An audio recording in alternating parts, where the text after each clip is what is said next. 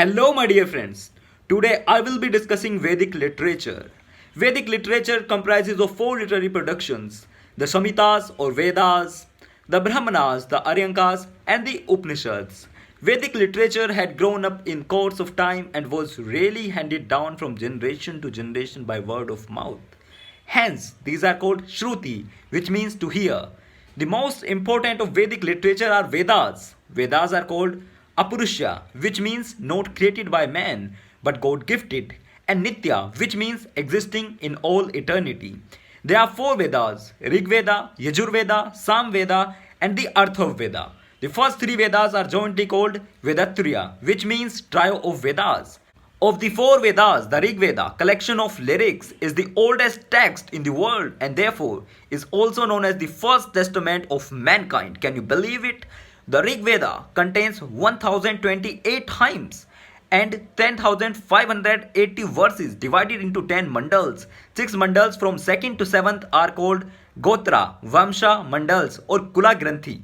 The first and 10th mandals are said to have been added later. The 10th mandal contains the famous Purushukta, which explains the four Varnas: Brahma, Kshatriya, Vaishya, and Shudra. The hymns of Rig Veda are recited by Hotri, very important. Who recited the hymns of Rig Veda?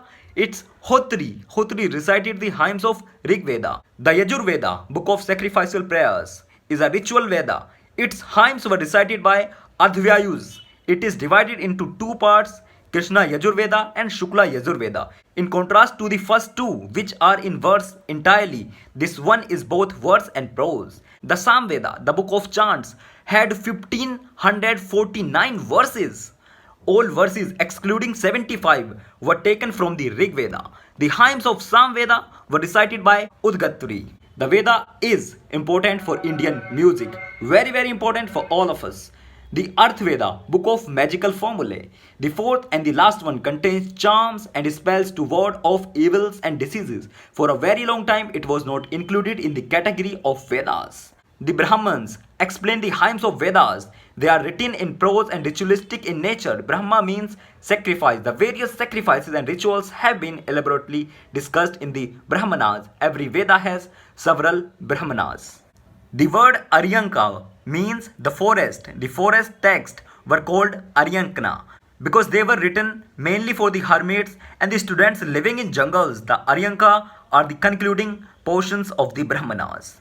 The Upanishads are philosophical texts. They are generally called Vedanta as they came towards the end of the Veda. There are 108 Upanishads. Vrihadryanka is the oldest Upanishad. That's it for the day, my dear friends. Thank you for watching. Jai Hind.